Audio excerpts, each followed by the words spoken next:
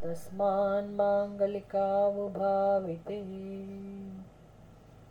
ॐ सहनाववतु सहनौ भुनक्तु सह वीर्यं करवावहै तेजस्विनावधीतमस्तु मा विद्विषावहै। ॐ शान्ति शान्ति शान्तिः।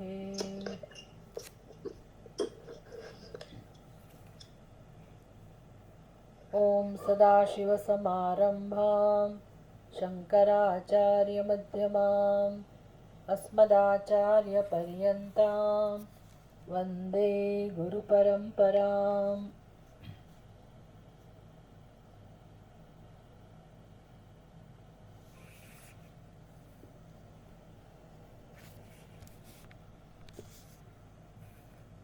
ॐ नमो ब्रह्मादिभ्यो ब्रह्मविद्यासम्प्रदायकर्तृभ्यो वंशर्षिभ्यो महद्भ्यो नमो गुरुभ्यः। सर्वोपप्लवरहितः प्रज्ञानघनः प्रत्यगर्तो ब्रह्मैवाहमस्मि ब्रह्मैवाहमस्मि।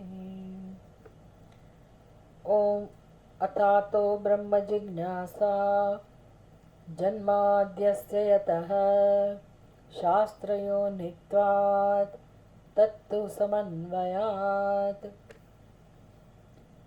બ્રહ્મસૂત્રમાં પહેલો અધ્યાય, પહેલો પાદ, ચોથું અધિકરણ અને ચોથું સૂત્ર. આપણા આ પુસ્તકમાં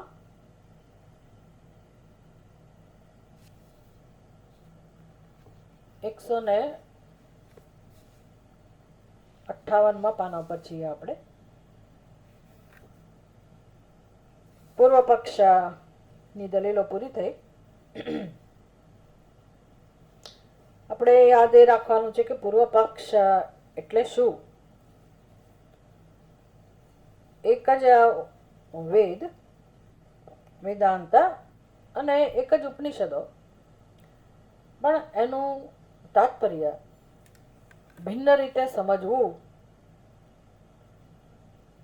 એ હંમેશા શક્ય હોય છે. એની સંભાવના રહેલી જ છે.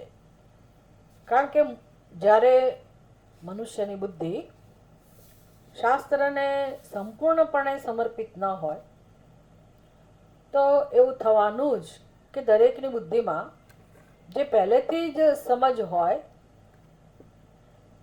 પહેલેથી જ જેનું મહત્વ હોય અને સત્યતા અપાતી હોય, અમુક સિદ્ધાંતો નક્કી થઈ ગયા હોય, તો એ સિદ્ધાંતોનું અર્થઘટન પોતાની રીતે કરવું, આવી સંભાવના છે.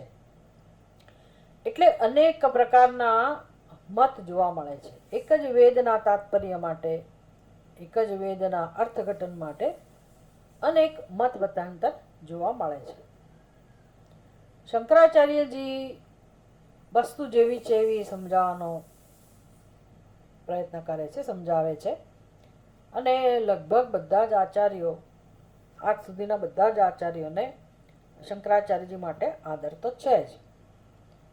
પણ છતાંય કેટલાક આચાર્યો પોતાના સિદ્ધાંતને વરેલા હોય અને એવું માનતા હોય કે ભાઈ આધુનિક જગતમાં, વર્તમાન સમયમાં લોકોને જે સમજાય, એટલે કે લોકોનું જે સ્તર છે અને લોકોની જે સ્થિતિ છે, માનસિક સ્થિતિ, તો એને કઈ વસ્તુ ઉપયોગી થાય એ પ્રકારનું અર્થઘટન, એ પ્રકારનો એ સિદ્ધાંત બનાવીને, સંપ્રદાય બનાવીને એ લોકો શાસ્ત્રને સ્વીકારતા હોય છે. પણ જ્યારે શંકરાચાર્યજી પરમ સત્યને ધ્યાનમાં રાખીને શાસ્ત્રનું જે તાત્પર્ય છે જ્યારે સ્પષ્ટ રીતે જોઈ શકે છે અને લોજિકલી પણ આપણે એને સમજી શકીએ, એટલે તો બ્રહ્મસૂત્ર ઉપર ભાષ્ય લખવાનું એમને કહેવામાં આવ્યું કે જેથી લોકો આ વસ્તુને સાચી રીતે સમજી શકે. તો લોજિકલી, તર્કની રીતે પણ આપણે જો શાસ્ત્રને આપણી બુદ્ધિ સમર્પિત હોય, આપણે શાસ્ત્રને પ્રમાણ તરીકે સ્વીકારતા હોઈએ, તો આ વસ્તુ આપણને સમજી શકીએ કે હા, વાત તો સાચી છે, આ જ સત્ય હોઈ શકે. એટલે શાસ્ત્રનું દર્શન જે છે એ શંકરાચાર્યજી સમજાવી રહ્યા છે. શંકરાચાર્યજીનો કોઈ આગવો સિદ્ધાંત નથી, એમને કોઈ આગ્રહ નથી પોતાના મત માટે. શંકરાચાર્યજી ઉપનિષદને જે કહેવું છે અને જે બુદ્ધિથી સમજી શકાય એવું છે કે આ જ સત્ય હોઈ શકે, શંકરાચાર્યજી એને સમજાવે છે. એટલે એકમેવા દ્વિતીયમ સર્વમ ખલુદમ બ્રહ્મ, આ જે પરમ સત્ય છે એ જ શ્રુતિનું તાત્પર્ય છે. એટલે જો આપણે શાસ્ત્રને સમર્પિત હોઈએ, આપણા પોતાના કોઈ સ્વતંત્ર આગ્રહો ના હોય અને શાસ્ત્રને સમજવા માટે આપણી બુદ્ધિ સંપૂર્ણપણે તૈયાર હોય તો આપણે આ ઉપદેશને બહુ સરસ રીતે સમજી શકીએ. જો આપણી બુદ્ધિમાં કંઈક આગ્રહો હોય તો એનો અર્થ કે આપણે શાસ્ત્રને પ્રમાણ તરીકે સ્વીકારતા નથી.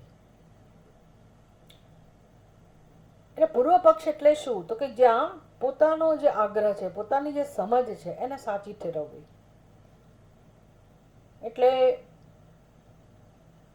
પોતાની બુદ્ધિમાં જે અર્થઘટન હોય, પોતાની સમજ હોય, એને ધ્યાનમાં રાખીને પહેલેથી જ પોતાની બુદ્ધિમાં એક નિર્ણય થઈ ગયો હોય અને એને ધ્યાનમાં રાખીને શાસ્ત્રનું અવલોકન થતું હોય, શાસ્ત્રનું અર્થઘટન કરવામાં આવતું હોય તો પૂરેપૂરી સંભાવના છે કે લોકો શાસ્ત્રને જેવું છે એવું ના સમજી શકે, યથાર્થ રીતે ના સમજી શકે. એટલે પૂર્વ પક્ષની અંદર આ બધું આપણે જોઈ શકીએ છીએ કે કેવી રીતે એમનો આગ્રહ છે કે શાસ્ત્ર હંમેશા મનુષ્યની પાસે કંઈક કરાવવાની જ અપેક્ષા રાખે છે. મોક્ષ શાસ્ત્ર છે તો એ પણ સ્વીકારે છે, કોઈ પણ સંપ્રદાય એટલું તો સ્વીકારે છે કે શાસ્ત્ર એટલે મોક્ષ શાસ્ત્ર. પણ મોક્ષ પ્રાપ્ત કરવાની વસ્તુ છે કે પ્રાપ્ત જ છે એ વિષયમાં ઘણો બધો તફાવત હોય છે એ સંદર્ભમાં, સમજમાં. એટલે જે પ્રાપ્ત છે એને પ્રાપ્ત કરવાનું સાધન જ્ઞાન સિવાય કશું જ ના હોય.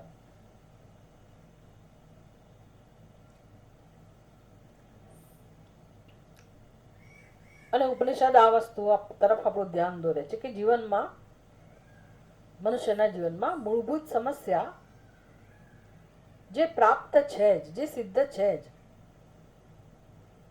નિત્ય શુદ્ધ, નિત્ય બુદ્ધ, નિત્ય મુક્ત, આવું જે પરમાત્મા સ્વરૂપ છે, આત્મા સ્વરૂપ છે, પરમાત્મા કહો કે આત્મા કહો, એક જ સત્ય છે. શાસ્ત્રની દ્રષ્ટિમાં તો કોઈ જીવ નામની વસ્તુ નથી, જગત નામની વસ્તુ નથી. જે છે તે પરબ્રહ્મ પરમાત્મા છે.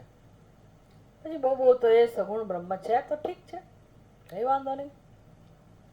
પણ એ સગુણ બ્રહ્મ એટલે કોઈ વાસ્તવિકતા નહીં. જેમ આપણે જે સ્વપ્નમાં છીએ, સારા હોઈએ કે ખરાબ હોઈએ, જે પ્રકારનું સ્વપ્ન હોય, પણ સ્વપ્નમાં આપણી જ લીલા છે એવું કહી શકાય. આપણે પોતે જ સ્વપ્નમાં પ્રગટ થઈએ છીએ. એટલે હવે સ્વપ્નમાં સારું શું ને ખરાબ શું, ખરાબ શું, જે છે તે છે. એને કહેવાય અભિવ્યક્તિ, એને કહેવાય પ્રાકટ્ય, એને કહેવાય લીલા. બસ એવું બ્રહ્મનું છે, આત્મદેવનું છે. આ પ્રકારનું જગતમાં પ્રગટ થવું, જગતના રૂપમાં અભિવ્યક્તિ.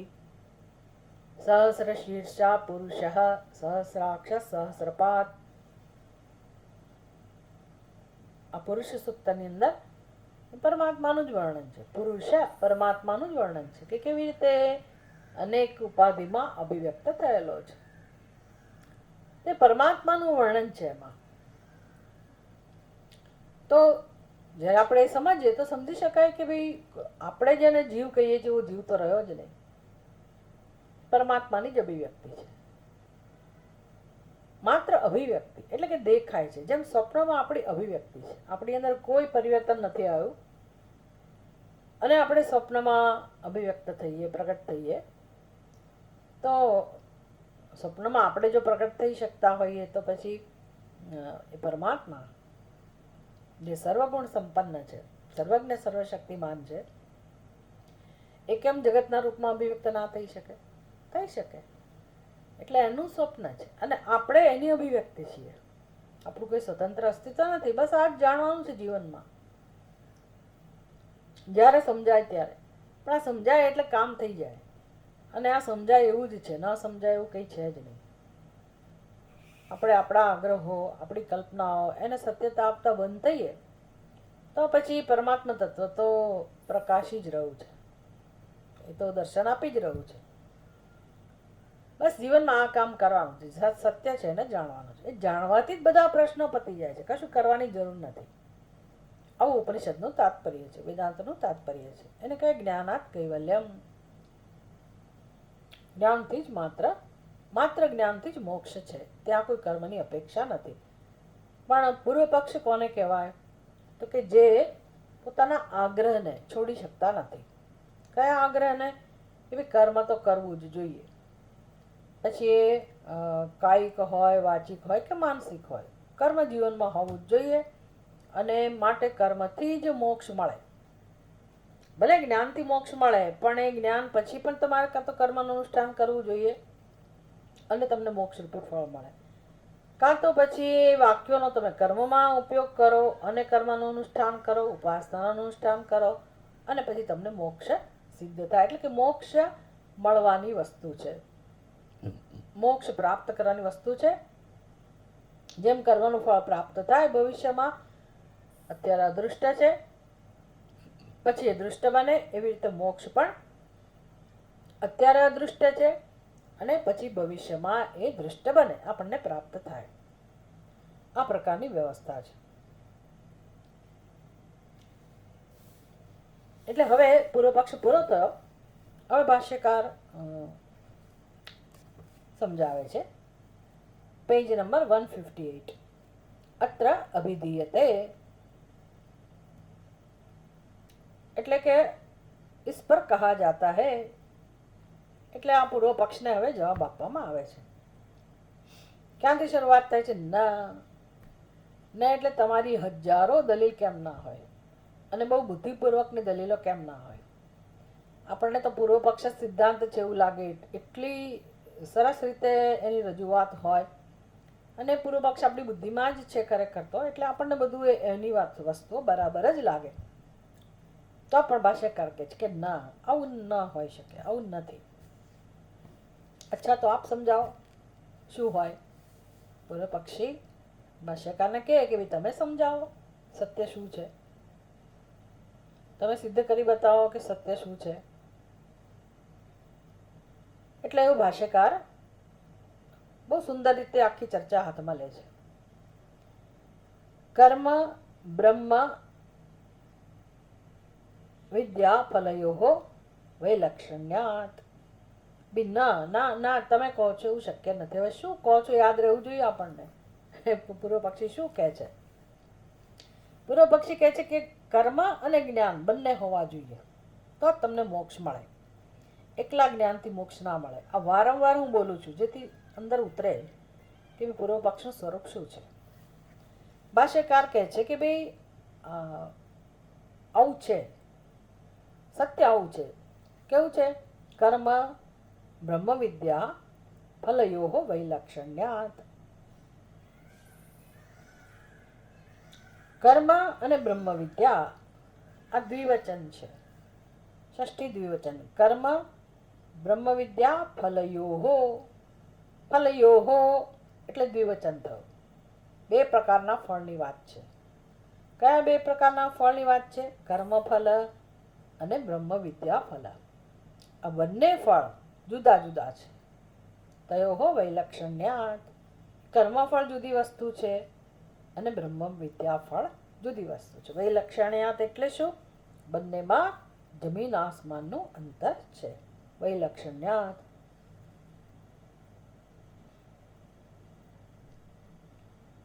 હવે હિન્દી ટ્રાન્સલેશન સાથે સાથે તમે જોતા જાઓ તો વિલક્ષણ, વૈલક્ષણ્યાત એટલે વિલક્ષણ છે, તદ્દન એકબીજાથી વિપરીત છે. વિલક્ષણનો અર્થ એવો થાય. તો 2 નંબરની ફૂટનોટ આપી છે. ભિન્ન. વિલક્ષણ એટલે શું? ભિન્ન.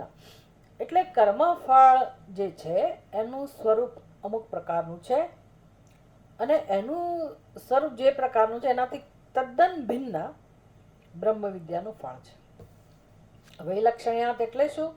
કર્મફળનું સ્વરૂપ ભિન્ન છે અને બ્રહ્મ વિદ્યાનું ફળ પણ ભિન્ન છે. બંને જુદી જુદી વસ્તુઓ છે.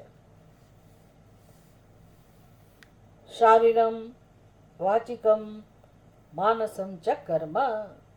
કર્મ 3 સ્તરના હોય છે. શરીરના સ્તરે થતું કર્મ શારીરમ, વાણીના સ્તરે થતું કર્મ વાચિકમ અને મનના સ્તરે થતું કર્મ માનસમ. શારીરમ વાચિકમ માનસમ ચ કર્મ શ્રુતિ સ્મૃતિ સિદ્ધમ ધર્માખ્યમ. ધર્માખ્યમ આ બધા કર્મો હવે વેદની ભાષામાં, વેદની નજરમાં કહો તો, વેદની દ્રષ્ટિએ તો કર્મ એટલે ધર્મ જ સમજવાનું. શાસ્ત્રમાં કયા મુજબ જે થાય એનું નામ જ કર્મ. એટલે શાસ્ત્રમાં જે કહ્યું છે ધર્મ છે અને જીવનમાં એ જ કર્મ હોવા જોઈએ. એટલે શાસ્ત્રમાં જે કહેલું છે એ કર્મ એનું નામ જ ધર્મ. શ્રુતિ સ્મૃતિ સિદ્ધમ, જે શ્રુતિમાં વેદમાં કહેવામાં આવ્યું હોય. સ્મૃતિ એટલે મનુસ્મૃતિ હોય. અનેક પ્રકારની સ્મૃતિ છે. ગીતાને પણ, ભગવદ્ ગીતાને પણ સ્મૃતિ કહેવાય. તો એવી સ્મૃતિની અંદર જે ઉપદેશ આપવામાં આવ્યો હોય, એટલે વેદની અંદર કે સ્મૃતિ ગ્રંથની અંદર જે કહેવામાં આવ્યું હોય એને કહેવાય શ્રુતિ સ્મૃતિ સિદ્ધમ. શ્રુતિની અંદર અને સ્મૃતિની અંદર કહેવામાં આવેલું કર્મ એ શ્રુતિ સ્મૃતિ સિદ્ધમ.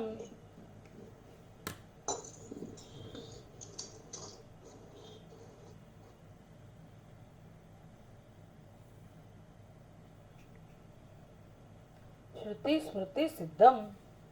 શ્રુતિ અને સ્મૃતિની અંદર કહેવામાં આવેલું કર્મ એનું નામ છે ધર્મ. ધર્માખ્યમ. યદ વિષયા જિજ્ઞાસા અથવા તો ધર્મ જિજ્ઞાસા ઇતિ સૂત્રિતા. હવે કહે છે કે વેદનો પહેલો વિભાગ જે છે કર્મકાંડ વિભાગ, એમાં પણ સૂત્રો છે અને જ્ઞાનકાંડની અંદર પણ સૂત્રો છે. આપણે જે સૂત્ર શીખી રહ્યા છે જેનું નામ છે બ્રહ્મસૂત્ર, એ કયા વિભાગમાં છે? જ્ઞાનકાંડ વિભાગમાં. વેદના અંત ભાગમાં જ્ઞાનકાંડ વિભાગમાં વેદાંત વિભાગની અંદર આવેલા સૂત્રો આપણે શીખી રહ્યા છે. કર્મકાંડ વિભાગની અંદર પણ સૂત્રો આવેલા છે અને એમાં પણ જાણવાની ઈચ્છા જેમાં છે એવું સૂત્ર છે. ક્યાંથી શરૂઆત થાય? તો કે અથવા તો ધર્મ જિજ્ઞાસા. આજે જ્ઞાનકાંડ વિભાગમાં જે સૂત્ર છે એ કેવું સૂત્ર હોય? અથવા તો બ્રહ્મ જિજ્ઞાસા. ભાઈ હવે જિજ્ઞાસાનો વિષય બ્રહ્મ છે. અતઃ બ્રહ્મ જિજ્ઞાસા, બ્રહ્મને જાણવાની ઈચ્છા. પછી અથવા તો ધર્મ જિજ્ઞાસા, એ કર્મકાંડ વિભાગનું સૂત્ર છે, જૈમિની સૂત્ર. તો એમાં યદ વિષયા જિજ્ઞાસા, તો જેની જિજ્ઞાસા કરવામાં આવી છે. કોની જિજ્ઞાસા? તો કે ધર્મની. એ ધર્મ એટલે કોણ? તો કે જે શ્રુતિ અને સ્મૃતિની અંદર કહેવામાં આવેલું છે તે કર્મ. કર્મ વિષય છે. એટલે કર્મકાંડ વિભાગની અંદર જિજ્ઞાસાનો વિષય કર્મ છે. આગળ કહે છે ભાષ્યકાર, અધર્મ અપી હિંસાદિ પ્રતિષેધ ચોદના લક્ષણ ત્વાત જિજ્ઞાસ્ય પરિહારાય. માત્ર ધર્મ જ જિજ્ઞાસાનો વિષય નથી, અધર્મ પણ જિજ્ઞાસાનો વિષય છે કર્મકાંડ વિભાગની અંદર. ભાઈ કર્મકાંડ વિભાગની અંદર, વેદના કર્મકાંડ વિભાગની અંદર બંને પ્રકારના વાક્ય હોય, વિધિ અને નિષેધ. અમુક પ્રકારનું આચરણ મનુષ્ય જીવનમાં કરવું જોઈએ, એથી કર્તવ્યતા. અમુક પ્રકારના આચરણથી દૂર રહેવું જોઈએ. એનું નામ નિષેધ. બંને પ્રકારના વાક્યો જોવા મળે. તો શેનાથી દૂર રહેવું જોઈએ? જે દૂર રહેવાનું કહે છે એ વિષય કયો છે? તો કે અધર્મ. અધર્મ અપી જિજ્ઞાસ્ય. અધર્મ પણ જિજ્ઞાસાનો વિષય છે. મનુષ્ય જરૂર છે જાણવાની કે ભાઈ મારા જીવનમાં કઈ વસ્તુ એવી છે કે જે મારા માટે હિતમાં નથી, ભવિષ્યમાં જેનું ફળ દુઃખ પ્રાપ્ત થાય, તો એવું કયું કર્મ છે કે જેનું ફળ મને ભવિષ્યમાં દુઃખ આપે. તો એવું કર્મ અત્યારે જ હું ના કરું, વર્તમાનમાં જ હું ના કરું, જેથી હું દુઃખથી બચી શકું. આ વેદ આપણને સમજાવે છે. વેદ જેવી ઉદારતા, એટલે કે આ તો સાક્ષાત માતા થઈ. આપણી માતા જેમ આપણને આપણા ભલા માટે સારી વસ્તુ શીખવાડે અને આપણા અહિત જેમાં રહેલું એનાથી દૂર રહેતા શીખવાડે, એવી રીતે આ વેદ શ્રુતિ માતા એ તો બધા જીવો માટે સમાન રૂપે માતા સમાન છે. એટલે એના હૃદયમાં તો મનુષ્યનું હિત રહેલું જ છે. એટલે એ જરૂર આપણને એવું માર્ગદર્શન આપે કે તમે તમારા જીવનમાં આ પ્રકારના કર્મોનું આચરણ ન કરો. કરશો તો તમને દુઃખ ભોગવવું જ પડશે. તત્વબોધ વિષયનું અધ્યયન શરૂ કરતા પહેલા આપણે એક સરસ ભૂમિકા તૈયાર કરી. એ બુધવારનો જે સત્સંગ છે એમાં કે પહેલેથી જ આપણને ખબર હોય કે આપણે શું શીખવા જઈ રહ્યા છીએ અને ધર્મને જીવનમાં ક્યાં સ્થાન છે, અધ્યાત્મને જીવનમાં ક્યાં સ્થાન છે, અધ્યાત્મ એટલે શું, ધર્મ એટલે શું, તો ધર્મની જરૂર શું કામ છે, ધર્મરૂપી પુરુષાર્થની જરૂર શું કામ પડી. તો ત્યાં સરસ ચર્ચા છે કે ભાઈ આખી સૃષ્ટિમાં આપણે જ્યારે નજર કરીએ, વિચાર કરીએ, તો અનેક પ્રકારના જીવો છે આ સૃષ્ટિમાં અને બધાનો જન્મ થયેલો છે, બધાને સ્થાન છે. આપણે આપણી રીતે જીવન જીવનારા છીએ કે આ મારું કુટુંબ, આ તારું કુટુંબ વગેરે, પણ સમષ્ટિના સ્તરે તો એક જ કુટુંબ છે. વસુદૈવ કુટુંબકમ એ આપણી સંસ્કૃતિ છે. પૃથ્વી એક આખું કુટુંબ છે, એમાં બધાનો સમાવેશ થઈ જાય. જળચર, વનચર, ખેચર, ભૂચર, અસંખ્ય પ્રકારના જીવો, જેટલા પ્રકારના જીવો છે બધાનો સમાવેશ જેમાં થઈ જાય એવું એક કુટુંબ છે. અને એના માતા પિતા પરમાત્મા છે. જગત પિતરો વંદે પાર્વતી પરમેશ્વરો. તો આ પણ એક સત્ય છે ને. આ એક જ્યારે સત્ય છે, વાસ્તવિકતા છે, હંમેશ માટેની વાસ્તવિકતા છે. અને આપણે એવા જગતમાં જન્મ લીધેલો છે અને આપણે એવી રીતે જીવીએ છીએ કે મારું કુટુંબ, મારું જીવન, એ આપણી પોતાની સમજ છે, જે કલ્પના માત્ર છે. એટલે એનો અર્થ એવો નહીં કે હું જગતની સામું જોઉં જ નહીં, કારણ કે મારી બુદ્ધિમાં જે મહત્વનું હોય, મને જે ગમતું હોય, મારી જે ઈચ્છા હોય એવું પ્રાપ્ત કરીને રહું, એ ભોગવીને રહું, મન ફાવે તેવા કર્મો કરું, એવું ત્યારે જ હું કરી શકું ને જ્યારે મને ભગવાને સ્વતંત્રતા આપી હોય.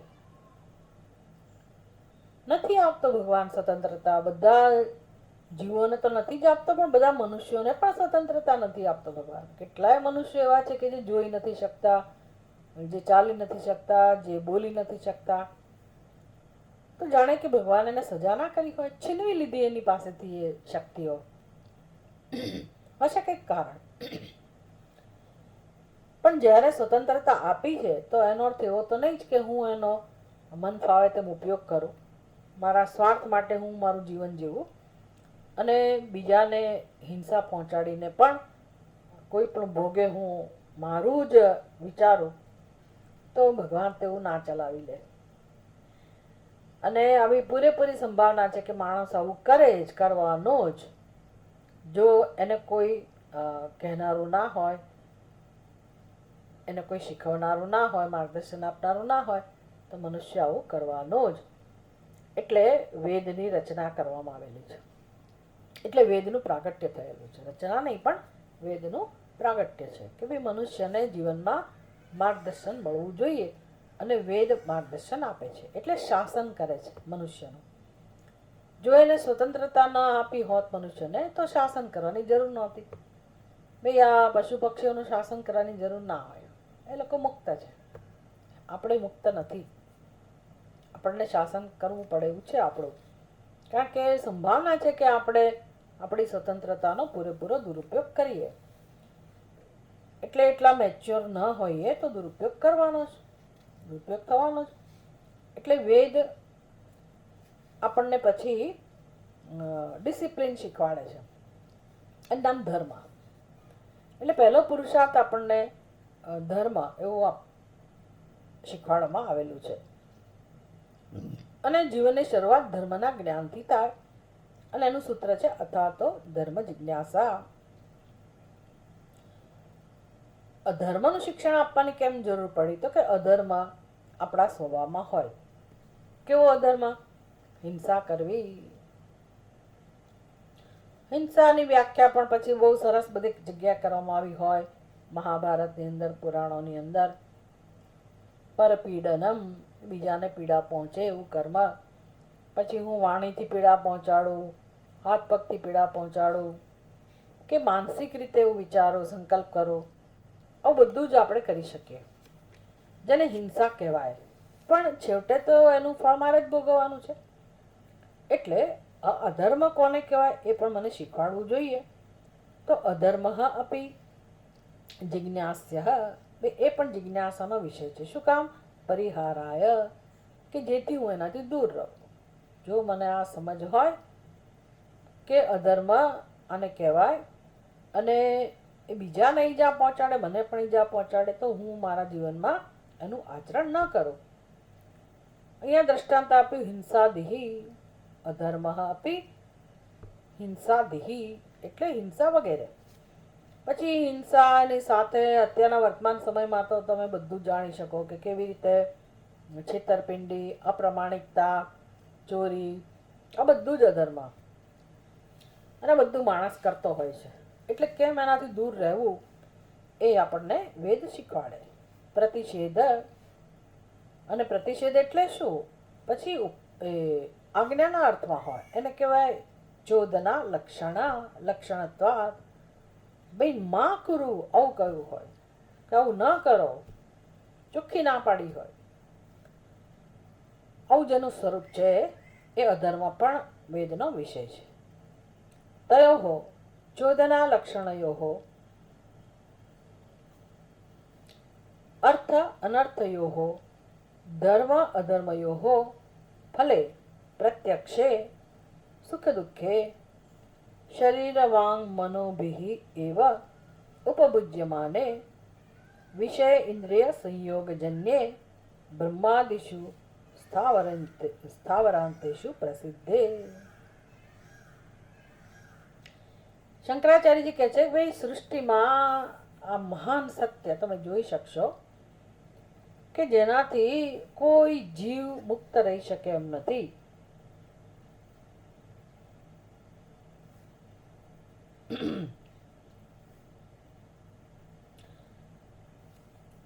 અર્થ અને અનર્થ જેનું સ્વરૂપ છે.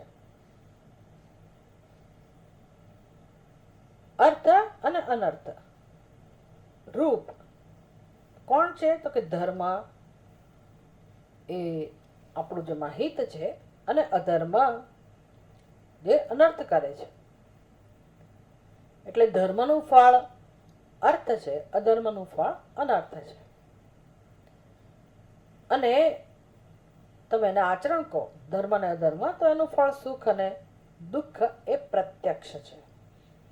પ્રત્યક્ષ એટલે આપણે જોઈ શકીએ છીએ. અને શું હાલત હોય છે? તો કે એ ભોગવવું પડે છે. ખાલી આ સુખ દુઃખ શબ્દ નથી. હું સુખી છું, હું દુઃખી છું, મારા જીવનમાં સુખ છે, મારા જીવનમાં દુઃખ છે, કે પશુ પક્ષીઓ અમુક રીતે સુખ ભોગવી રહ્યા છે, અમુક રીતે દુઃખી છે. એવા ખાલી માત્ર શબ્દો નથી, વાક્યો નથી. સુખી દુઃખી કહીએ ત્યારે એ પોતાની ઇન્દ્રિયોથી એનો ઉપભોગ કરી રહ્યા છે, એટલે એને સહન કરવું પડે છે, એનો અનુભવ કરવો પડે છે. શરીર, વાણી, મન, એનાથી એનો એ લોકો ઉપભોગ કરી રહ્યા છે. સુખ હોય તો સુખ, દુઃખ હોય તો દુઃખ. અને એ કેવી રીતે પ્રાપ્ત થાય છે? તો કે આપણી ઇન્દ્રિયો અને વિષય એના સંયોગના રૂપમાં એ પ્રાપ્ત થાય છે. કોને પ્રાપ્ત થાય છે? બ્રહ્માજીથી શરૂ કરીને બ્રહ્માદિષુ સ્થાવરાંતેષુ પ્રસિદ્ધે, બ્રહ્માજીથી શરૂ કરીને નાનામાં નાનો જીવ કેમ ના હોય, સ્થાવર એટલે વૃક્ષો વગેરે, ત્યાં સુધીની યોનિમાં, એટલે બધી જ યોનિમાં, બધી જ ઉપાધિઓમાં જે જીવે ઉપાધિ ધારણ કરી છે, બધા જ જીવોને એ અચૂક રીતે કર્મનું ફળ પ્રાપ્ત થાય છે અને એને ભોગવવું જ પડે છે. આ વાસ્તવિકતા છે. આપણે હિન્દુઓ તો જાણીએ જ છીએ ને, આપણી સંસ્કૃતિમાં તો આ બધું જ્ઞાન કોને ન હોય? બધાને જ જ્ઞાન છે. પણ કોઈ મનુષ્ય એવું નથી વિચારતો કે ભાઈ મારા જીવનમાં દુઃખ છે તો હું એમાંથી ઉપર ઉઠવા શું કરું, મારું ભવિષ્ય કેમ સુધારવું, એ માણસ નથી વિચારતો. એને જે કરવું હોય કરે જ રાખે છે. એટલે એને ખબર છે કે આ અધર્મ કહેવાય, આ સ્વાર્થ કહેવાય, પણ કરે જ છે. કેમ તો કે બધા કરે છે અને આ સિવાય કોઈ રીત છે જ નહીં જીવન જીવવાની, એટલે કરે છે. જ્યારે બધા જ કરે, મોટા ભાગના લોકો કરે, ત્યારે કળિયુગ કહેવાતો હશે, અમુકને સતયુગ કહેવાતો હશે, આવું બધું હશે. પણ બધા યુગમાં આવું બધું ચાલ્યા જ કરે, વધતા ઓછી માત્રા બદલાયા કરે. પણ આટલી આમ જોવા જાવ તો કેટલી સામાન્ય વસ્તુ છે આ. અને કોઈ આપણે ત્યાં એવું ના હોય કે જેને ખબર નહીં હોય. એ ભલે સંપ્રદાયના જુદા જુદા હોય, હિન્દુ હોય, ક્રિશ્ચન હોય, મુસ્લિમ હોય, બધાને આટલી તો ખબર છે જ કે ભાઈ ધર્મનું ફળ સુખ અને અધર્મનું ફળ દુઃખ. તો પછી મારે દરેકે પોતાની જીવનની જવાબદારી લેવાની હોય. કોઈ નાના બાળકો હોય તો એના માતા પિતા એને શીખવાડે, માતા પિતાની જવાબદારી છે કે બાળકને શું શીખવાડવું. અને દરેક મનુષ્ય પછી પોતાના જીવનનું સંચાલન પોતાની આ વિવેક બુદ્ધિથી કરે કે ધર્મનું આચરણ આજે નહીં તો કાલે મને સુખ જ આપશે.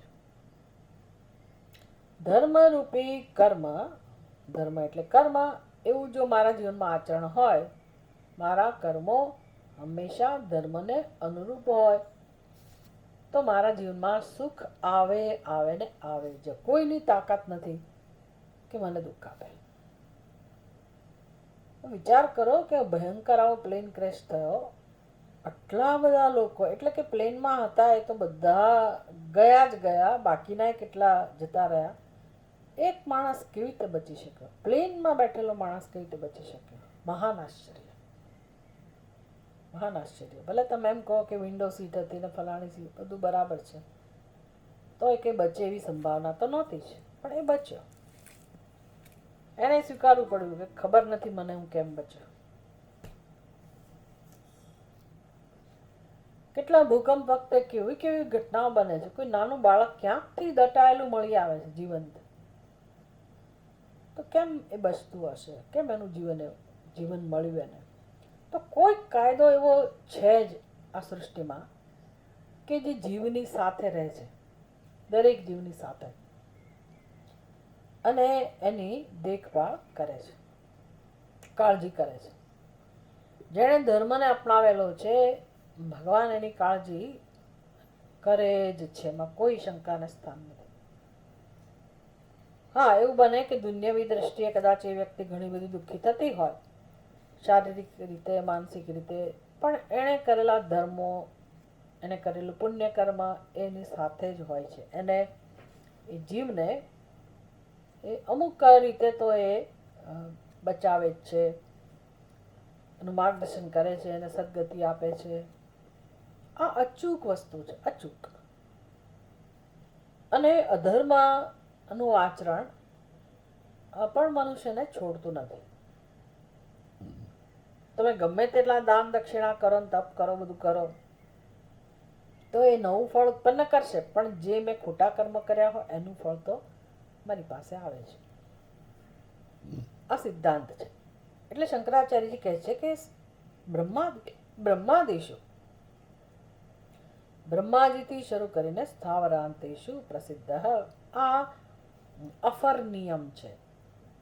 સૃષ્ટિને ચલાવનારો જબરજસ્ત જો કોઈ નિયમ હોય તો આ નિયમ છે. હવે એ નિયમ હું ન જાણું અને એમ કહું કે મને ખબર જ નહોતી, તો ભગવાનને તો ખબર છે કે તને કેટલી ખબર નહોતી. એટલે એક વૈશ્વિક ધર્મ અને વિશેષ ધર્મ અને સામાન્ય ધર્મ એવા વિભાગ પાડવામાં આવતા હોય છે. વ્યષ્ટિ ધર્મ એનું તો જ્ઞાન લઈને જ માણસ જન્મે છે, માણસની વાત છે. પશુ પક્ષીઓને ધર્મને કોઈ સંબંધ નથી, માણસની વાત છે. જ્યાં સ્વતંત્રતા છે ત્યાં ધર્મની જરૂરિયાત છે, ધર્મનો ઉપદેશ છે. એટલે દરેક મનુષ્યને એટલી તો ખબર છે જ કે ભાઈ કોઈ મારી સાથે છેતરપિંડી કરે તો મને ન ગમે, તો મારો ધર્મ શું કે હું બીજાને ન છેતરું. કોઈ મને ઈજા પહોંચાડે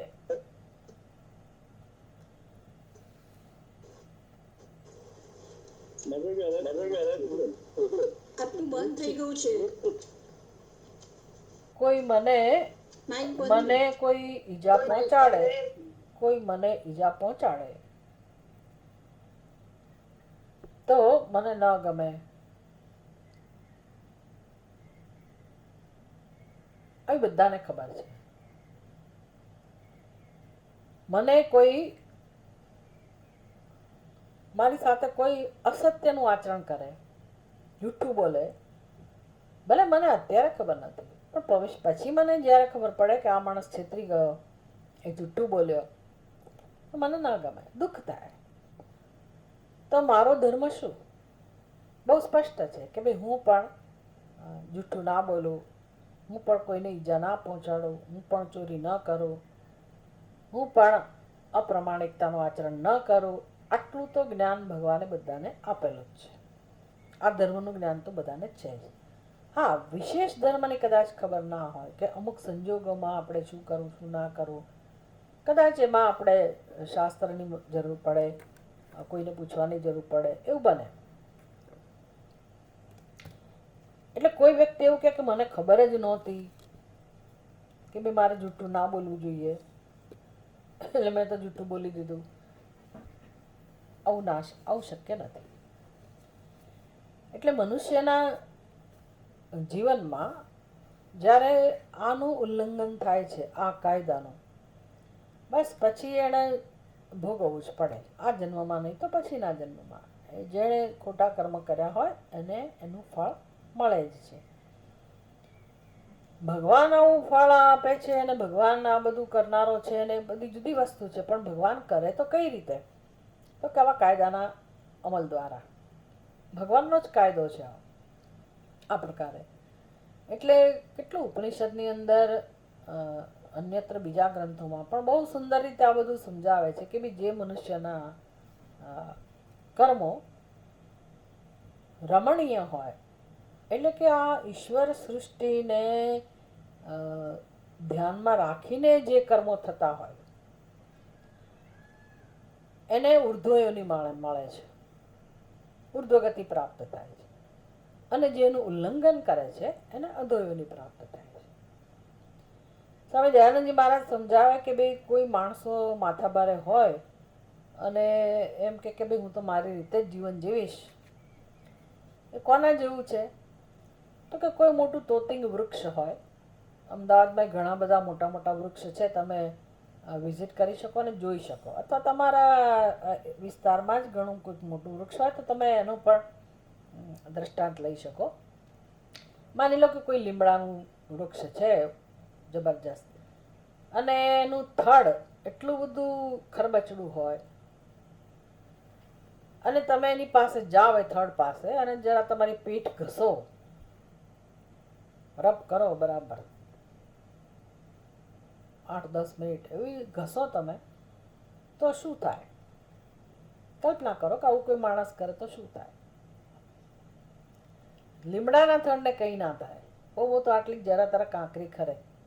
પેલા માણસ, આ પશુની વાત નથી, પશુ તો પોતાની પીઠ ઘસતું હોય ખંજવાળ આવે એટલે, પણ આ માણસ જ્યારે પીઠ ઘસે તો એની હાલત એવી થઈ જાય કે કેટલાય દિવસ સુધી એ કપડાં ના પહેરી શકે, એટલું બધું છોલાઈ જાય અને પીડા થાય એને. એટલે આ દ્રષ્ટાંત શેના માટેનું છે? તો કે એણે ઘર્ષણ કર્યું. જે વસ્તુ જાહેર કરે છે કે મારી સાથે ઘર્ષણ ન થવું જોઈએ, ઘર્ષણ કરીશ તો તને જ નુકસાન છે, અને આ માણસે એની સાથે ઘર્ષણ કર્યું તો એને એની સ્થિતિ આ થઈ. એમાં કુદરતનો જે આ કાયદો છે, આ કર્મફળનો સિદ્ધાંત છે, કર્મનો સિદ્ધાંત છે કે ધર્મનું આચરણ એટલે પુણ્ય અને અધર્મનું આચરણ એટલે પાપ, દુઃખ, સુખ અને દુઃખ, એને આની સાથે સંબંધ છે. એ જે આ જબરદસ્ત કાનૂન છે, કાયદો છે, એનું ઉલ્લંઘન જ્યારે મનુષ્ય કરે છે, એ શું કામ કરે છે એ વિચારવા જેવું છે. કારણ કે વિચારો બની ગયો છે. એને એમ લાગે બધા કરે છે તો હું કરું, એમાં શું? એટલે આપણને બધી કથાઓ કહેતા હતા ને કે ભાઈ રાજાએ એવું જાહેર કર્યું કે ભાઈ આ શ્રાવણ મહિનો આવે છે તો આવતીકાલે બધા કે આ હોજની અંદર દૂધ થોડું થોડું આપી જાઓ અભિષેક કરવા માટે. તો બધા લઈ આવે ખરા, પણ બધા શું કરે કે બીજા બધા તો દૂધ જ લાવવાના છે, લાવને હું થોડું પાણી ભરી લઉં. એટલે ઉપર થોડુંક દૂધ મિક્સ કરે અને દેખાય એમ કે દૂધ છે. એટલે ચોખ્ખું દૂધ કોઈ લઈને આવે જ નહીં. બધા એવું જ માને કે ભાઈ બધાએ કર્યું જ હોય, ના બીજા દૂધ લાવશે જ, હું જરાક કરીશ ખબર નહીં પડે. પણ બધાની બુદ્ધિ આવી ચાલતી હોય. એટલે માણસ કેમ આવું કરતો હશે? તો કે વિચારો છે અંદરથી, કાં તો એને કશું જોઈતું હોય છે, કાં તો એની અંદર કામના હોય, કાં તો લોભ હોય, બધી વસ્તુઓ હોય. એટલે મેળવવાની સ્વાર્થની ભાવના, બસ એને કારણે માણસ મને કેમ મળે વધારે, અથવા તો મારે કેમ નુકસાન ન ભોગવવું પડે, સૌથી વધુ મને જ લાભ થાય. ખોટું કરી લેતો હશે, જરાક ખોટું કરવામાં શું જાય, મને મળવાનું છે કેટલું બધું, આવી એની બુદ્ધિ વિચારતી હોય અને માણસ આવું કરે. એ જે કરે તે, પણ એને ખબર નથી કે મેં આ પેલા વૃક્ષની સાથે પીઠ ઘસવા જેવું કામ કર્યું છે, એટલે કે કાયદો મને છોડવાનો નથી. એમ દુનિયાના અનેક મનુષ્યો, મોટાભાગના મનુષ્યો અધર્મનું આચરણ કરે તો પણ એ કાયદાને ક્યાંય આંચ નથી આવવાની. ભોગવવાનું છે કોણે? કે મનુષ્ય. આવું છે. એટલે શંકરાચાર્યજી કહે છે કે બ્રહ્માદિશુ સ્થાવરાંતેશુ પ્રસિદ્ધે, બ્રહ્માજીથી શરૂ કરીને સ્થાવરાંતેશુ, સ્થાવર સુધીના એટલે વૃક્ષ વગેરે ત્યાં સુધીના જીવોને પોતાના કર્મનું ફળ ભોગવવું પડે છે. પ્રત્યક્ષ જોઈ શકાય છે. એટલે બધા ભોગવે જ છે, આપણે જોઈ શકીએ છીએ. મનુષ્યત્વાદ આરભ્ય બ્રહ્માંતેષુ દેહવત્સુ સુખ તારતમ્યમ અનુશ્રૂયતે.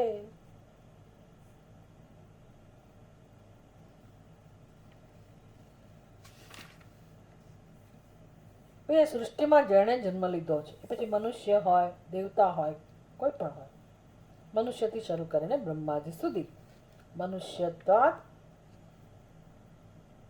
આરભ્ય, મનુષ્યથી શરૂ કરીને બ્રહ્માંતેશુ દેહવત્સુ, દેહવત્સુ એટલે શું? દેહધારીઓ, બહુવચન છે, સાતમી ભક્તિ બહુવચન. દેહવત્સુ, બ્રહ્માજીનો પણ દેહ છે, જેમ આપણો દેહ છે એમ બ્રહ્માજીનો પણ દેહ છે.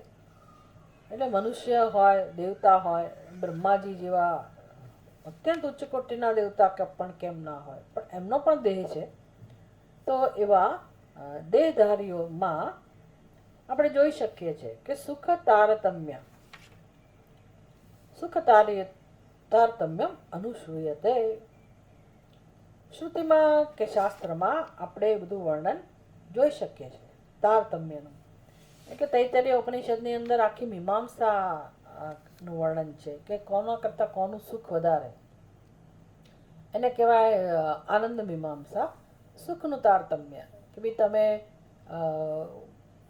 યુવા હોય, શિક્ષિત હોય, સંપન્ન હોય, એવો કોઈ મનુષ્ય હોય તો આપણે એના સુખની કલ્પના કરી શકીએ કે ભાઈ સામાન્ય મનુષ્ય કરતાં એનું સુખ 10 ગણું હોય. પછી એના કરતાં અમુક ગંધર્વ યોનિમાં હોય તો એનું સુખ અનેક ગણું હોય. એવા 100 ગંધર્વ હોય તો એના કરતાં કર્મજાના નામ એટલે એવી કોઈ બીજી યોની છે કે એમાં જન્મ લીધો હોય તો એનું સુખ વધારે હોય. એમ છેક સુધીની બધી આપણને આપી છે કે બ્રહ્માજી સુધી દેવતાઓ હોય, બૃહસ્પતિ હોય, તો બધાના સુખમાં સરખામણી કરો તો આપણા કરતાં એ લોકોનું સુખ વધારે હોય. તો એનું શું કારણ છે? એનું શું કારણ છે? તો કે એના પોતાના કર્મો. તતઃ ચ તદ્હેતોઃ ધર્મસ્ય તારતમ્યમ ગમ્યતે. ધર્મ તારતમ્યાત અધિકારી તારતમ્યમ.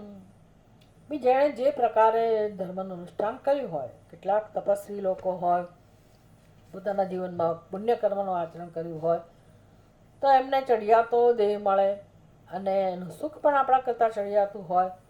જેમ કરતાં કરતાં છેક આ બધી કેટેગરીમાં તમે જાઓ, નિરીક્ષણ કરો તો દરેકનું સુખ એકબીજા કરતાં ચડિયાતું છે. તારતમ્યમ ગમે તે. તો એનું કારણ શું છે? તદ હેતો ધર્મસ્ય તારતમ્ય. સુખની અંદર આટલું તારતમ્ય કેમ છે? પહેલાનું સુખ કેમ આપણા કરતાં ચડિયાતું છે અને એના સુખ કરતાં એનાથી એ ચડિયાતો જે દેવ છે એનું સુખ કેમ વધારે ચડિયાતું છે? આવું કેમ છે? તો કે તદ હેતો એનો હેતુ કયો છે? ધર્મ. તદ હેતો ધર્મસ્ય તારતમ્યમ. એણે કરેલા કર્મો. ભાઈ એક મનુષ્ય અમુક કર્મો કર્યા હોય, અમુક માત્રામાં કર્યા હોય, તો બીજા મનુષ્ય આખી જિંદગી કર્યા હોય, ઘણા બધા કર્મો કર્યા હોય. આવી રીતે જેણે જેવા પ્રકારના ધર્મનું અનુષ્ઠાન કરેલું છે એને અનુરૂપ એને સુખ મળે છે. તો ધર્મ તારતમ્યાન અધિકારી તારતમ્યમ. જેવો એણે ધર્મ કર્યો હોય એ પ્રકારે સુખનો અધિકારી છે. બસ એ જ નિયમ પૃથ્વીલોકમાં એ જ નિયમ કામ કરે છે ને. આપણી બુદ્ધિમાં અનેક પ્રશ્નો જન્મે કે ભાઈ આ માણસ કેમ આવો છે? પૈસાદાર કુટુંબમાં જન્મેલો વ્યક્તિ પણ ઘણો દુઃખી હોય છે. આજુબાજુ ધન સંપત્તિ હોવા છતાંય મનુષ્ય ઘણો દુઃખી હોય. અને ઝૂંપડપટ્ટીમાં જન્મેલો મનુષ્ય પણ દુઃખી હોઈ શકે. તો દુઃખ માટે શું કારણ છે? ઝૂંપડીમાં હોવું એ કારણ છે? એનું કોઈ સગા સંબંધી નથી એ એના દુઃખનું કારણ છે? કે પૈસો છે એ દુઃખનું કારણ છે? અનેક લોકોની વચ્ચે છે એ દુઃખનું શું કારણ છે? કોઈ કારણ આપણે નક્કી કરી જ ના શકીએ. એવું નથી કે ઝૂંપડીમાં જન્મેલો મનુષ્ય સુખી હોય ને મહેલોમાં મોટા મકાનોમાં રહેનારો મનુષ્ય દુઃખી હોય. એવો નિયમ નથી. ઝૂંપડીમાં રહેનારો દુઃખી પણ હોઈ શકે છે, ઝૂંપડીમાં રહેનારા સુખી પણ હોઈ શકે છે. મહેલમાં રહેનારો દુઃખી પણ હોઈ શકે, મહેલમાં રહેનારો સુખી પણ હોઈ શકે. તો સુખ દુઃખનું કારણ શું છે? સ્ત્રી છે એટલે દુઃખી છે, પુરુષ છે એટલે સુખી છે એવું પણ નથી. બાળક છે એટલે સુખી છે, બાળક છે એટલે દુઃખી છે એવું પણ નથી. બાળક એટલે દુઃખી પણ હોય, બાળક એટલે સુખી પણ હોય. તો મનુષ્ય સુખી કેમ છે અને દુઃખી કેમ છે એનું કારણ શું? તમે નક્કી જ ના કરી શકો. નક્કી જ ના કરી શકો. અને શાસ્ત્ર કહે છે એક જ કારણ છે, હેતુ એક જ છે. એણે કરેલું આચરણ, એના કર્મો એટલે કે ધર્મ. પ્રસિદ્ધમ ચ અર્થિત્વ સામર્થ્યાદિકૃતમ અધિકારી તારતમ્યમ. પ્રસિદ્ધમ ચ અર્થિત્વ સામર્થ્યાદિકૃતમ અધિકારી તારતમ્યમ.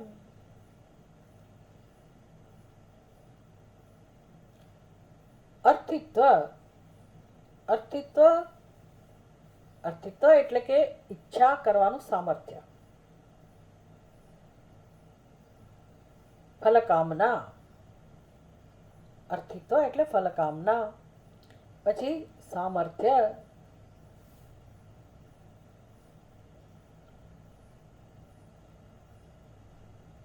કોઈને સુખ મળે છે તો લાગે છે એવું પ્રસિદ્ધમ, આ વસ્તુ પ્રસિદ્ધ છે.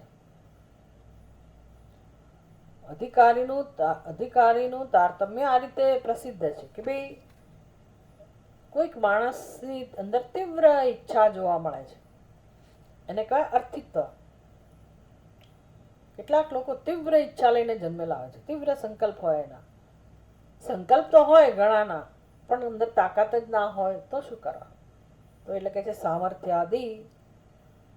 એક તો એની અંદર ઈચ્છા હોવી જોઈએ, પછી એ ઈચ્છાને પૂરી પાડવા માટે સામર્થ્ય જોઈએ એ કર્મ કરવાનું. તો બધાની અંદર બધી તાકાત હોતી નથી. એક તો બધાની અંદર ઈચ્છા જ જન્મે, દ્રઢ સંકલ્પ જન્મે, એ શક્ય નથી હોતું. પછી એ સંકલ્પને પૂરો કરવા માટે જે સામર્થ્યની અપેક્ષા છે એ બધાની અંદર ના હોય, તો એમાં પણ તારતમ્ય જોવા મળે. એટલે એક તો આ હેતુ બતાવે છે કે ફલકામના અર્થાત અર્થિત્વ, અને એ કામના પૂરી કરવા માટેનું સામર્થ્ય. આ બધા જે કારણો છે એને કારણે તારતમ્ય પ્રસિદ્ધ હોય. આપણે પણ સ્વીકારવું પડે કે ભાઈ હા, વાત તો સાચી છે કે ભાઈ એ માણસ કેમ આટલો આગળ નીકળી ગયો, એ માણસને કેમ આટલી બધી સફળતા મળી, બધા સાથે જ હતા તો એ માણસ કેમ આગળ છે, અથવા તો આપણે કેમ આગળ છીએ. જેની જે પ્રકારની સમજ હોય તો તમને જોવા મળશે કે ભાઈ આ માણસની અંદર એવી ઈચ્છા છે. આપણે જાહેર કરવું પડે કે ભાઈ મને એવી ઈચ્છા જ નથી જન્મતી, અને ઈચ્છા જન્મી હોય તો આપણે કબૂલ કરવું પડે કે મારી અંદર એવી તાકાત નથી એ પ્રમાણે કર્મ કરવાની, અને એ વ્યક્તિની અંદર આવું સામર્થ્ય છે. એટલે કહે છે શંકરાચાર્યજી કે આ જ રીતે તથા ચ જે સમાજમાં જોવા મળે છે સામાન્ય કર્મોમાં, એવું જ વૈદિક કર્મોમાં તથા ચ યાગાદિ અનુષ્ઠાન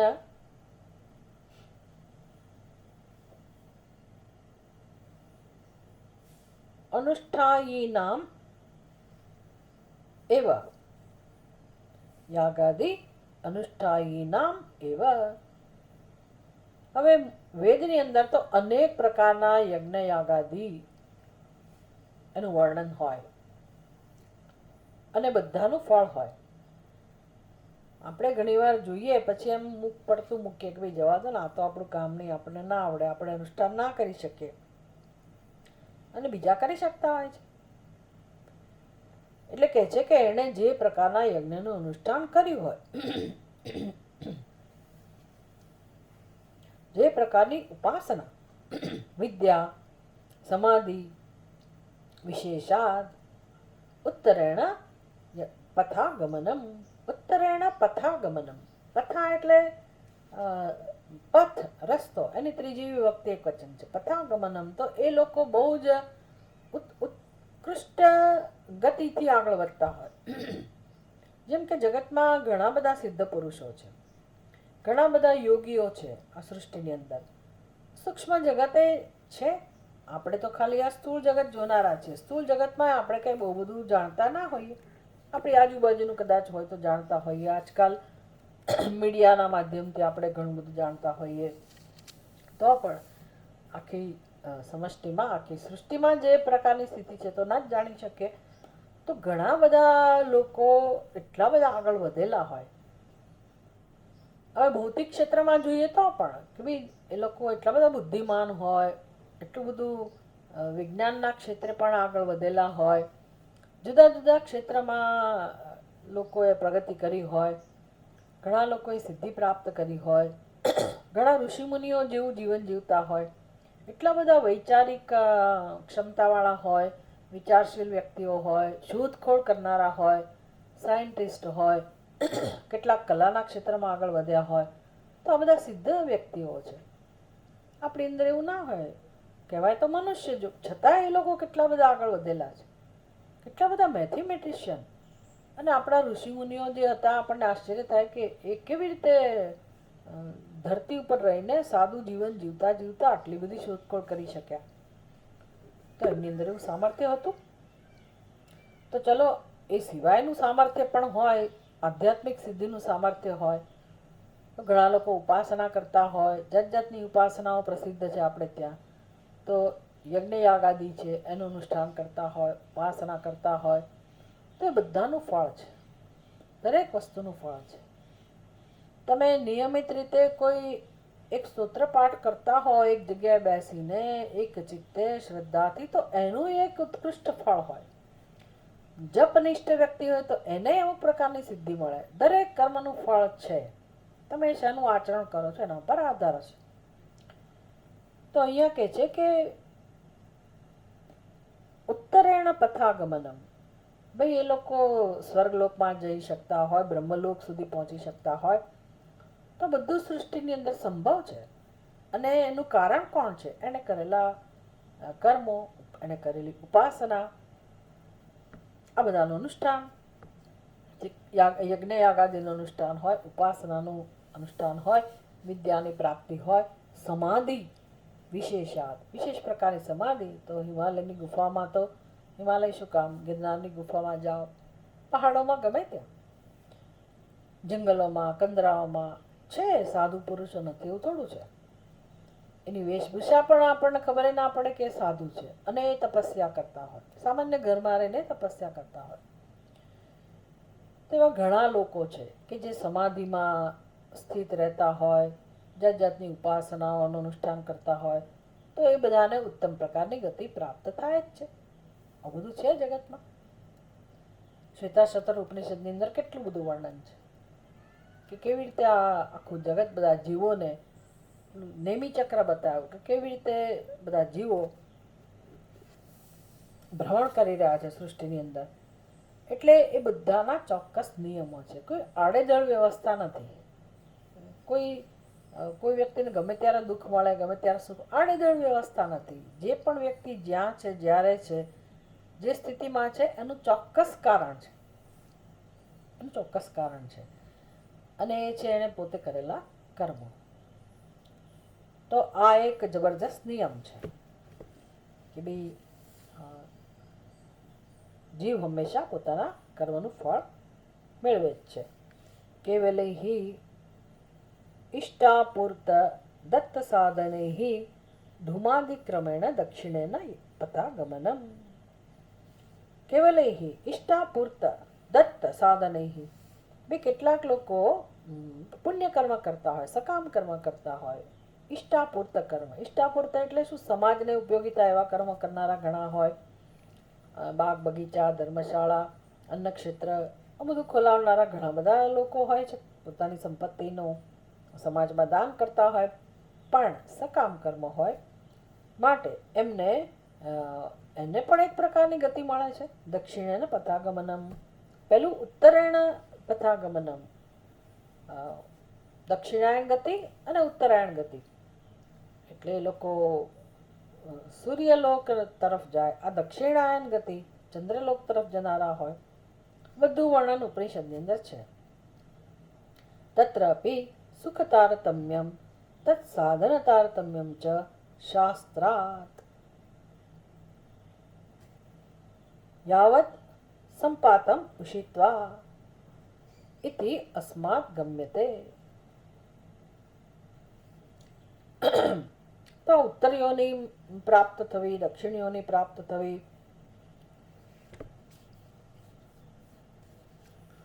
ઉત્તરાયણ દક્ષિણાયન ગતિથી જવું, અને ત્યાં પણ જે પ્રકારનું સુખ મળતું હોય, તો એનું કારણ, એનું સાધન, એમાં રહેલું તારતમ્ય છે.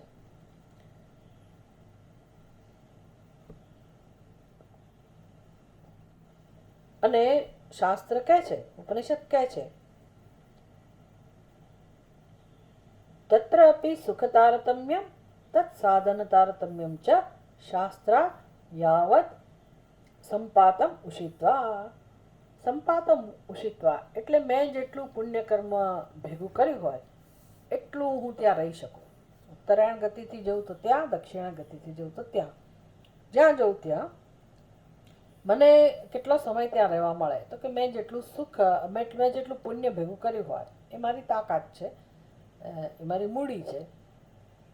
અને એ સામર્થ્ય થવું એટલે એટલો સમય મને ત્યાં રહેવા મળે, ત્યાં મને કોઈ અટકાવી ના શકે, એટલે એટલો સમય માટે આપણે સુખી જ હોઈએ, ત્યાં દુઃખ ના આવે. તો દરેક જગ્યાએ તારતમ્ય છે. બી દેવતાઓમાં પણ તારતમ્ય છે. બધા દેવતાઓનો રાજા એટલે ઇન્દ્ર. તો ઇન્દ્રને જે સામ્રાજ્ય મળે, એને જે સુખ સગવડના સાધનો હોય એની પાસે, એ એનાથી નીચેના જે દેવતાઓ છે એની પાસે ના હોય.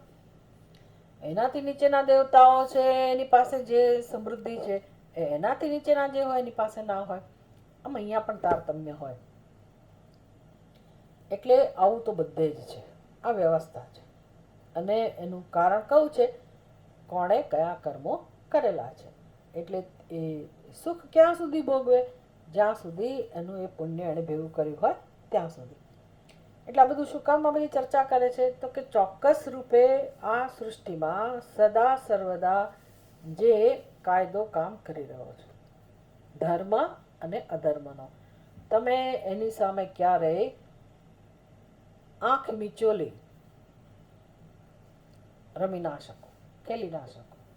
એટલે ધર્મની આડે આંખ આડા કાન ના કરી શકો કે ભાઈ એ મને કશું નહીં થાય, એવું ના કરી શકો. કાયદો એટલે કાયદો. સૃષ્ટિમાં આવો કાયદો છે. યાવત સંપાતમ પુષિત્વા, છાંદોગ્ય ઉપનિષદમાં કહેવામાં આવ્યું, ઇતિ અસ્માત ગમ્ય તે. આ બધું શાસ્ત્ર પાસેથી, એટલે કે આ છાંદોગ્ય ઉપનિષદનું વાક્ય છે, એમાંથી આ જાણવા મળે છે. શંકરાચાર્યજી પોતે આ નથી કહી રહ્યા. તત્તુ સમાન વાયાત એટલે શું? શાસ્ત્ર તો જોઈએ જ, શાસ્ત્ર જ આધાર છે, એમાંથી જ કહી રહ્યા હોય. તો પહેલા બધી વસ્તુઓ સમજાવે છે કે શાસ્ત્રનો આ પ્રકારનો નિયમ છે. આ બધું શું સમજાવી રહ્યા છે આપણને? કર્મનું ફળ. કર્મનું શું ફળ હોય? કર્મ એટલે ધર્મ. ધર્મનું આ પ્રકારનું ફળ હોય છે. અથવા તો ધર્મ જિજ્ઞાસા એટલે આ એક જુદું ક્ષેત્ર છે. અને આ જિજ્ઞાસા વિષય છે, એનું ફળ આ અહીં સુધીનું હોય. ઉત્તરાયણ તમે કાં તો જાઓ, કાં તો દક્ષિણાયણ જાઓ, અને એમાં સુખ તારતમ્ય એટલે પોતાના કર્મને અનુરૂપ દરેકને ફળ પ્રાપ્ત થાય જ છે. તથા મનુષ્યાદિષુ નારક સ્થાવરાંતેષુ સુખલવઃ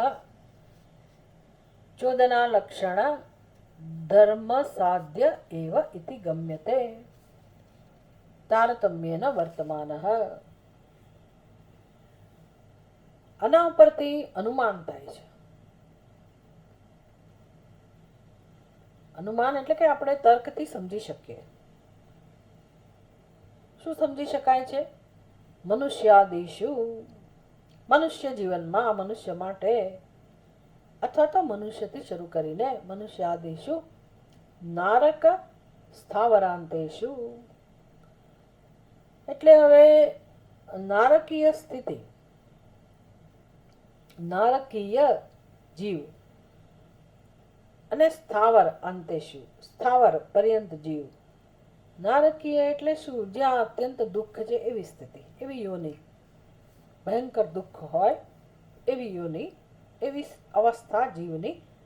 અને સ્થાવર એવી સ્થિતિમાં, એવી ઉપાધિમાં જન્મ લેવો અને જેણે લીધેલો છે. આ બધા જીવોમાં તારતમ્ય રહેલું છે.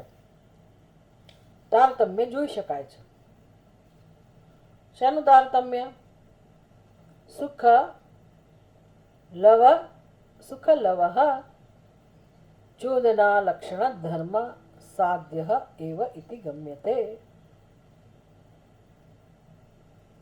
સુખલેશ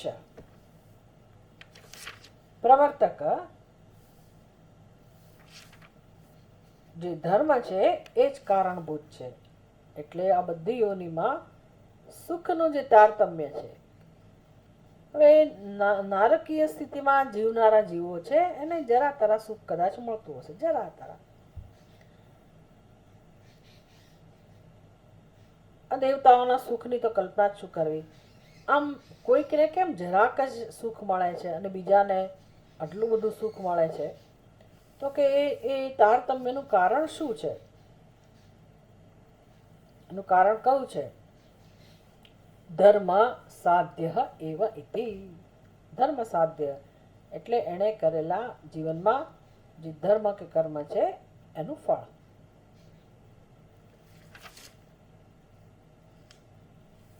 એમાં એનું ફળ જન્ય, ધર્મ સે હી જન્ય હે એટલે શું? એણે જે કર્મ કર્યા હોય એનું જ ફળ એ ભોગવી રહ્યો છે.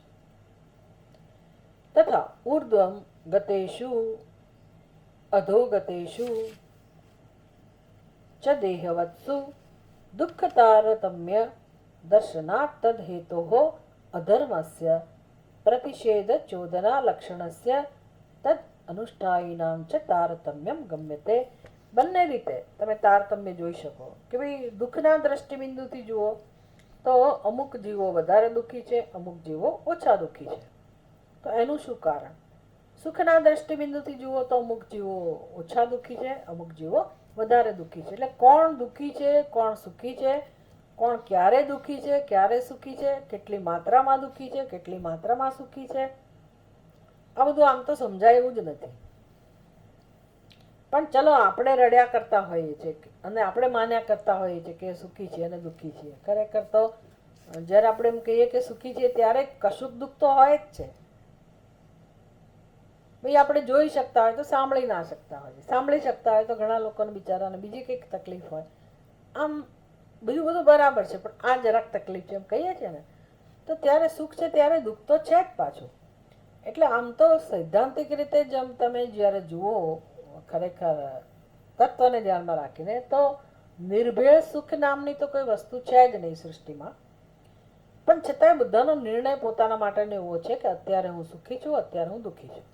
એટલે કઈ વૃત્તિ મારામાં વધારે પ્રભાવવાળી છે અને નિર્ણય જન્માવી શકે છે મારી અંદર કે હું સુખી છું, ધેટ ડિસાઇડ્સ. એનાથી નક્કી થાય છે ખરેખર તો.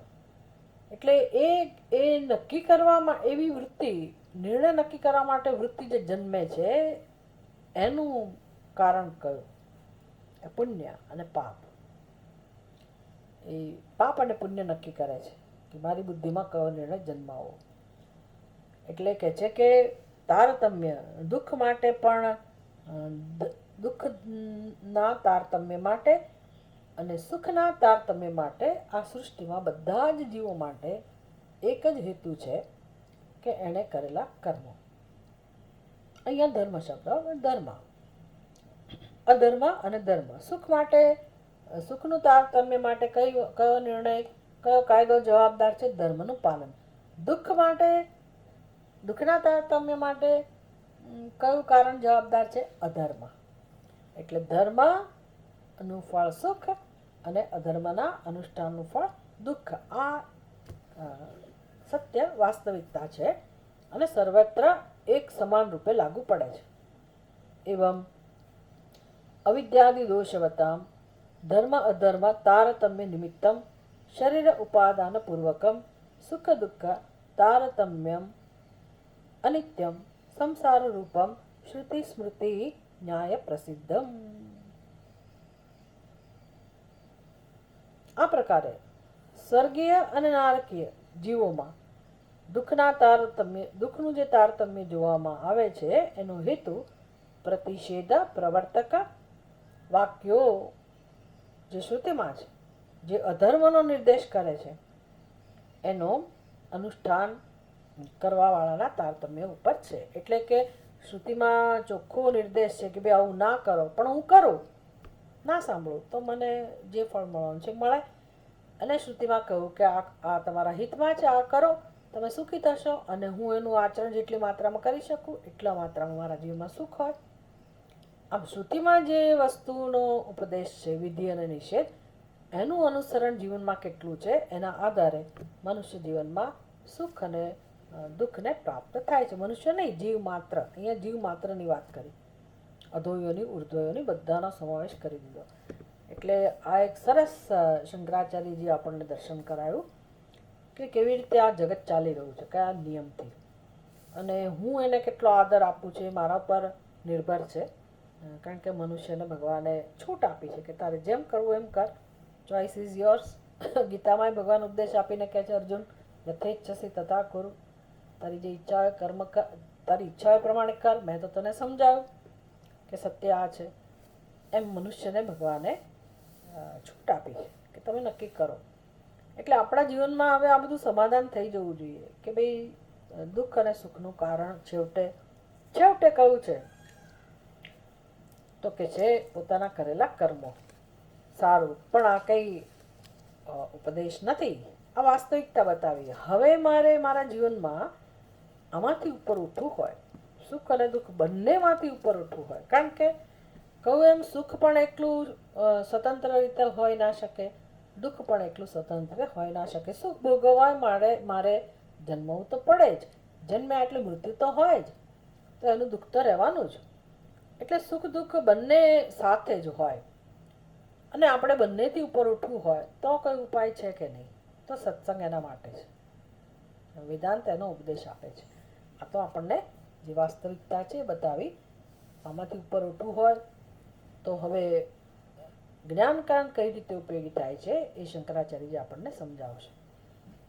ઓમ પૂર્ણમદ પૂર્ણમિદમ પૂર્ણાત પૂર્ણમુદચ્યતે પૂર્ણસ્ય પૂર્ણમાદાય પૂર્ણમેવાવશિષ્યતે. ઓમ શાંતિ શાંતિ શાંતિ. હરિ ઓમ. શ્રી ગુરુભ્યો નમઃ. હરિ ઓમ.